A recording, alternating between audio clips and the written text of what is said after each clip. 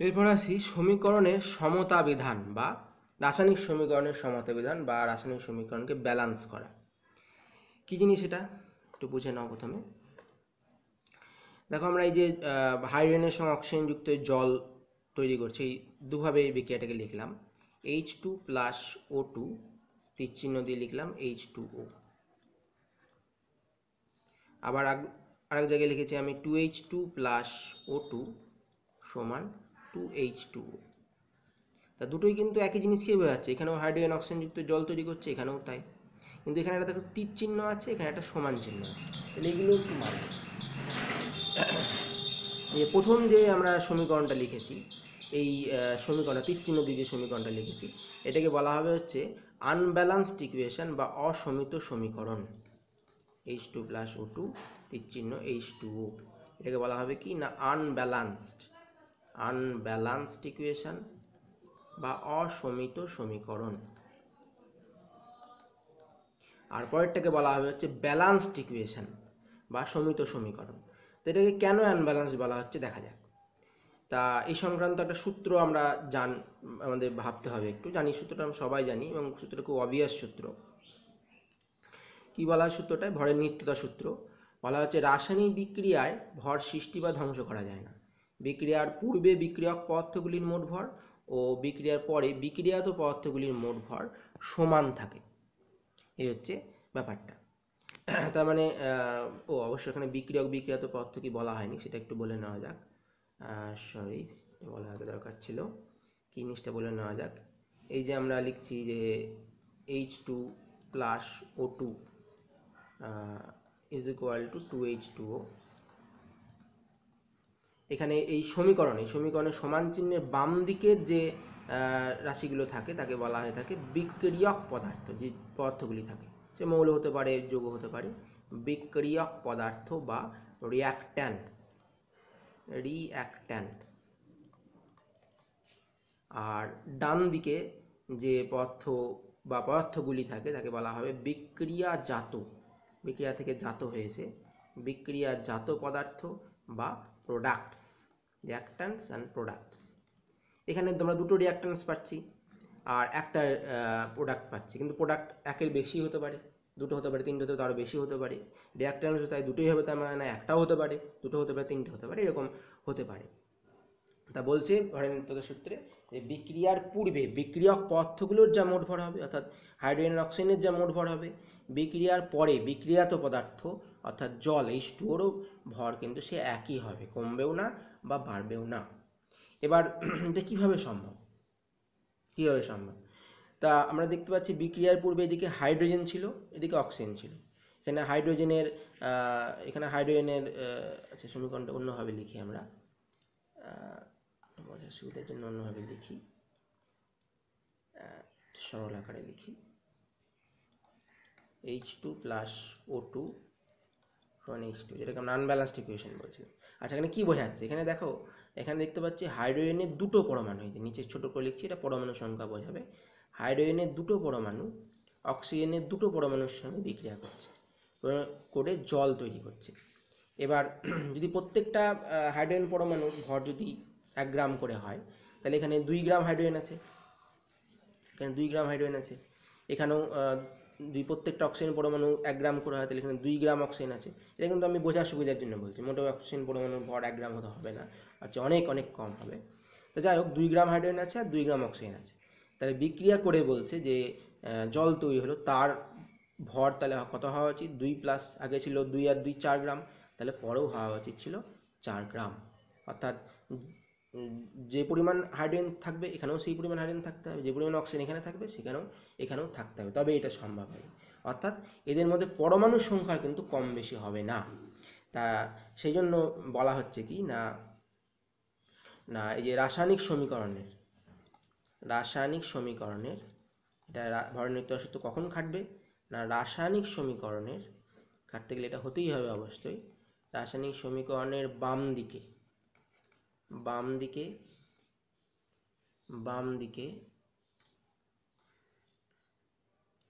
রাসায়নিক সমীকরণের বাম দিকে কোনো মৌলের পরমাণু সংখ্যা, কোনো মৌলের পরমাণু সংখ্যা ইজ ইকুয়াল টু ডান দিকে ওই মৌলের পরমাণু সংখ্যা।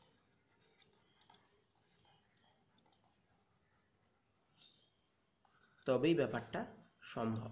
অর্থাৎ এই যে আমরা সমীকরণটা লিখছি, এই যে বাম দিকে, যে সমীকরণের বাম দিকে হাইড্রোজেনের যটা পরমাণু থাকবে, ডান দিকেও হাইড্রোজেনের ঠিক ততগুলোই পরমাণু থাকতে হবে, তবেই ভরের নিত্যতা সূত্রটা কিন্তু সঠিক হওয়া সম্ভব। তা সেটা কি এখানে ঘটছে সেটা দেখা যাক ব্যাপারটা। তা সেটা আমরা একটু লেখার চেষ্টা করি। এই সমীকরণটাতে দিয়ে লেখার চেষ্টা করি। মৌল বাম দিকে পরমাণু, আর সমীকরণের ডান দিকে, সংক্ষেপে আমি বাম দিক ডান দিক বলে লিখলাম, ডান দিকে পরমাণু। তো দেখা যাক সে ব্যাপারটা ঘটছে নাকি। তা প্রথমে মৌল হচ্ছে যে হাইড্রোজেন। হাইড্রোজেনের দিকে কটা আছে? বাম দিকে দেখো H2, মানে দুটো পরমাণু আছে। ডান দিকেও দেখো H2, এই যৌগটার মধ্যে হাইড্রোজেন আছে দুটো, তাই দুটো আছে, হাইড্রোজেন মিলে গেল। এবার অক্সিজেন এখানে কটা আছে? দুটো আছে। এইদিকে দেখো আমরা কিছু দেখতে পাচ্ছি না, মানে এখানে কিছু নাই, মানে এখানে কত আছে না 1 আছে, তাহলে এটা হবে 1। তাহলে দেখো এই সমীকরণটার হাইড্রোজেন পরমাণু বাম দিকে দুটো, ডান দিকে দুটো মিলে গেল, কিন্তু অক্সিজেন পরমাণু কিন্তু বাম দিকে দুটো আছে, ডান দিকে কিন্তু একটা আছে, এটা কিন্তু মিলল না। তাহলে এখানে ভরের নিত্যতা সূত্র খাটলো না। অতএব তাই এই সমীকরণটাকে বলা হচ্ছে আনব্যালান্সড ইকুয়েশন, অর্থাৎ এই ব্যালান্স হয়নি, এখনো ভারসাম্য আসেনি। তাহলে এটাকে ব্যালান্স কি করে আমরা করব, না ব্যালান্স কী করে করবো সেটা এবার শেখা যাক। ব্যালান্স কী করে করবো সেটা শেখা যাক। দুই দিকে যাতে পরমাণু সংখ্যা সমান হয়ে যায়, কী করে সেটা সম্ভব? আবার লিখি সমীকরণটাকে, H2 প্লাস O2 H2O। আমরা এই যে বাম দিকে ফাঁকা ফাঁকা জায়গাগুলো রাখছি, এই ফাঁকা জায়গাতে কিছু সংখ্যা বসিয়ে দেখব যে মিলছে কি না। আমি দুটো সংখ্যা বসাচ্ছি, এখানে 2 বসালাম, এখানে 2 বসালাম। এরকম বসানোর ফলে কি হলো দেখা যাক। আবার আগের মতোই আমরা লিখি, মৌল বাম দিক, আর পরমাণু সংখ্যা লিখলাম না, ডান দিক। এরকম বসানোর ফলে কি হলো দেখা যাক। এখানে আছে হচ্ছে হাইড্রোজেনের বাম দিকে কত আছে দেখো, বাম দিকে আছে বাম সাইডে সমীকরণে এখানে 2 বসেছি, তাহলে 2 এর সঙ্গে উপরে আর নিচের গুণ হবে, মনে রাখবে। তাহলে 2 গুণ 2 সমান 4টে তাহলে পরমাণু আছে। এদিকেও তাই, 2 গুণ 2 মানে 4টে পরমাণু আছে। এবার অক্সিজেন দেখো এখানে কিছু বসাইনি আমরা, বসাইনি মানে 1 আছে, তাহলে অক্সিজেন দিকে 2টো আছে, সেটা বসাইনি আমরা। আচ্ছা দেখো এখানে অক্সিজেনের ক্ষেত্রে কী আছে, এখানে 2 আছে, এখানে কিছু নাই মানে 1 আছে, তাহলে এটা কত হবে না 2 গুণ 1 সমান 2। তাহলে এবার দেখো কী হলো, হাইড্রোজেন দেখো বাম দিকে 4টে, ডান দিকে 4টে মিলে গেল।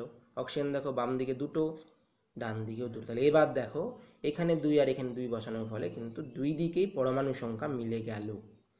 হ্যাঁ, তো এখানে মনে রাখতে হবে যে বাম দিকে কোনো মৌলের যটা পরমাণু থাকবে, ডান দিকে সেই মৌলের তটা থাকবে। এমন নয় যে হাইড্রোজেনের দিকে 4টে আছে বলে অক্সিজেনের 4টে থাকতে হবে, তা কিন্তু নয়।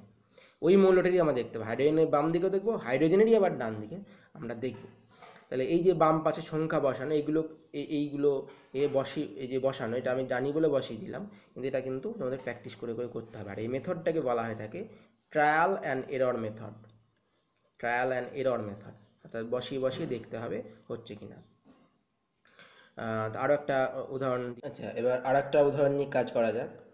আমরা এই উদাহরণটা দেখি।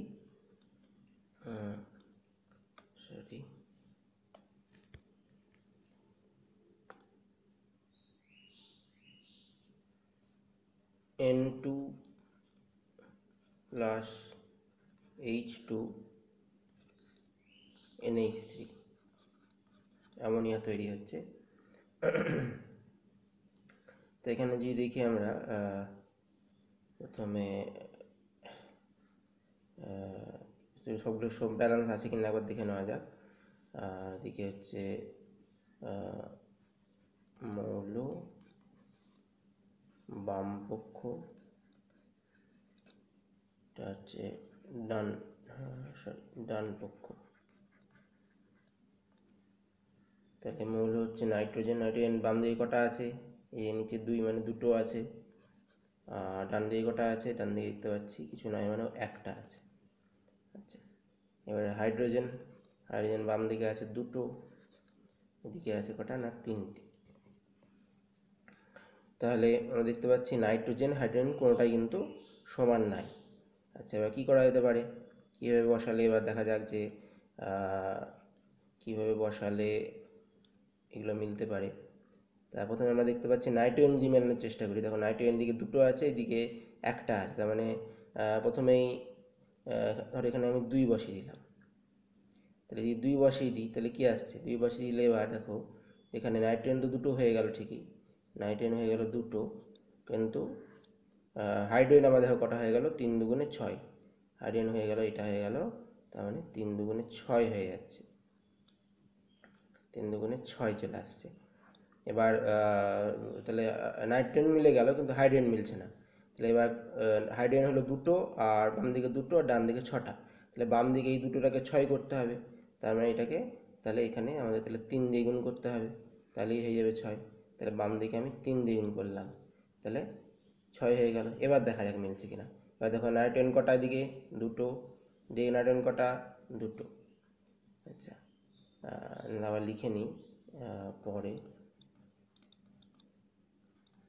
নাইট্রোজেন হচ্ছে দুটো বাম পক্ষে, ডান পক্ষে দুটো, মিলে গেল। হাইড্রোজেন বাম পক্ষে হচ্ছে 3 দুগুণে 6, 3 দুগুণে 6, ডান পক্ষে 2 3 6, তাহলে মিলে গেল।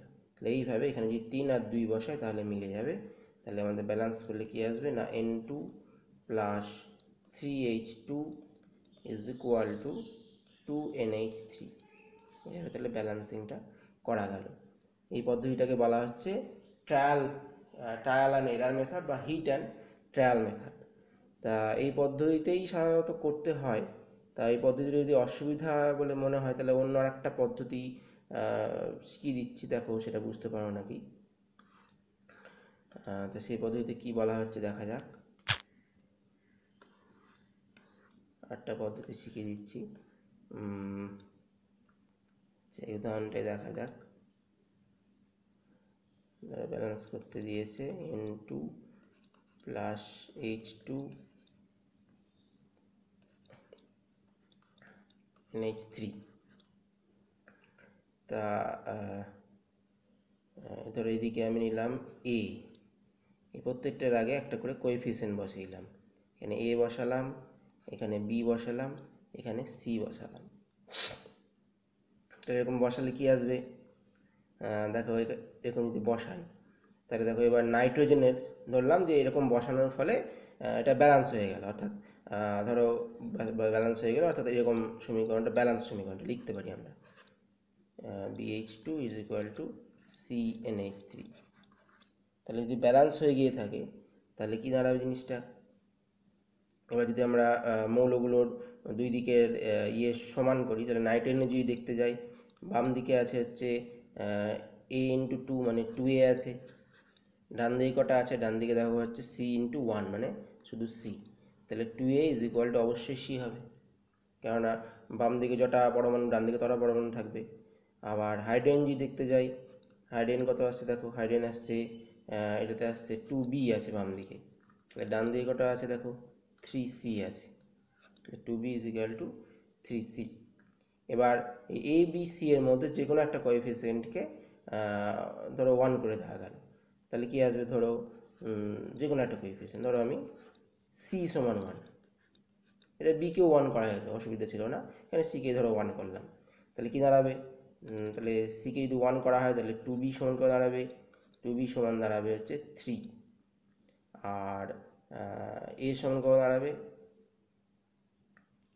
2A সমান করে দাঁড়াবে, 2A সমান দাঁড়াবে হচ্ছে 1 দাঁড়াবে। তাহলে B সমান কি দেবে? তাহলে B সমান দেবে হচ্ছে 3/2। আর A সমান কি দেবে? A সমান হচ্ছে তাহলে হাফ। তাহলে এই A আর B এর মান, A B C এর মানগুলো বসিয়ে দিই। A B দিচ্ছে হাফ, তাহলে এটা হাফ N2 বি এর মান বেরিয়েছে 3/2, তাহলে 3/2 H2 is equal to C এর মান ধরেছি 1, তাহলে 1NH3। এবার এই কোএফিসিয়েন্টগুলোকে যদি আমরা 2 দিয়ে গুণ করে দিই তাহলে কী দাঁড়াবে? 2 দিয়ে গুণ করে দিলে দাঁড়াবে এটা 1H2, অর্থাৎ এটা 1 দাঁড়াবে, অর্থাৎ N2 লিখলেই হবে। এটা দাঁড়াবে 3H2, এটা দাঁড়াবে 2NH3। তাহলে এইটা হচ্ছে আমাদের অ্যান্সার। তাহলে এইভাবে আমরা কোএফিসিয়েন্টের সাহায্যও করতে পারি। আর এদিক দিয়ে কিন্তু খুব সোজা, কেননা কিছুই না, এখানে 3টে বা 4টে যেরকম থাকবে সেরকম বসিয়ে দিতে হবে আমাদের। তারপর সেইগুলোকে সমান করে যে কোনো একটাকে 1 ধরতে হবে, এইটা খুব ইম্পর্টেন্ট, যে কোনো একটাকে 1 ধরতে হবে। এবার এই উদাহরণটা দেখো, এবার নিজেরাই করো, তাহলে আরও ভালো পারবে। Fe প্লাস H2O, এখান থেকে আসছে হচ্ছে Fe3O4 প্লাস H2, এটাকে ব্যালেন্স করতে হবে। তাহলে একইভাবে আমরা পরপর 4টে বসিয়ে দিলাম কোএফিসিয়েন্ট। এখানে A বসালাম, এখানে B বসালাম, এখানে C বসালাম, এখানে D বসালাম। তাহলে যদি আমরা Fe এই বাম পক্ষ ডান পক্ষ আলোচনা করি, বাম পক্ষে Fe আছে হচ্ছে A, ডান পক্ষে আছে হচ্ছে 3C, তাহলে A সমান 3C। আচ্ছা, এবার যদি আমরা হাইড্রোজেন আলোচনা করি, তাহলে হাইড্রোজেন বাম পক্ষে আছে হচ্ছে 2B ইজ ইকুয়াল টু, তাহলে ডান পক্ষে কত আছে 2D। ওকে, এবার যদি আমরা অক্সিজেন দেখি, অক্সিজেন হচ্ছে শুধু B, আর ডান দিকে কত আছে, ডান দিকে আছে হচ্ছে 4C। তাহলে এই দাঁড়িয়ে গেল, আর তো কিছু নাই, ফেরাস, হাইড্রোজেন আর অক্সিজেন, তিনটেই মৌল ছিল। তাহলে এবার এদের মধ্যে ধরো যে কোনো একটাকে আমাদের 1 ধরতে হবে। ধরো C সমান 1 ধরলাম, তাহলে কী দাঁড়াচ্ছে, C সমান যদি 1 ধরি তাহলে A সমান দাঁড়াচ্ছে হচ্ছে 3, আবার দেখো B সমান দাঁড়াচ্ছে হচ্ছে 4, আবার B যদি 4 দাঁড়ায় তাহলে 2D সমান হচ্ছে 2B is equal to 2 into 4 মানে 2 ইন্টু 4 মানে হচ্ছে 8। তাহলে D সমান কত দাঁড়াচ্ছে, D সমান হচ্ছে 4 দাঁড়াচ্ছে। তাহলে এবার কোএফিসিয়েন্টগুলো বসিয়ে দাও। A সমান হচ্ছে কত বেরিয়েছে, 3 দাঁড়িয়েছে আমাদের, তাহলে 3Fe যোগ B সমান কত দাঁড়িয়েছে, B সমান দাঁড়িয়েছে হচ্ছে 4, তাহলে 4H2O is equal to Fe3O4 এর আগে C আছে, C এর মান দাঁড়িয়েছে হচ্ছে 1 ধরেছি, তাহলে Fe3O4, আর হাইড্রোজেন আগে D আছে, D এর মান 4, তাহলে 4H2। আশা করি সকলে বুঝতে পারলে।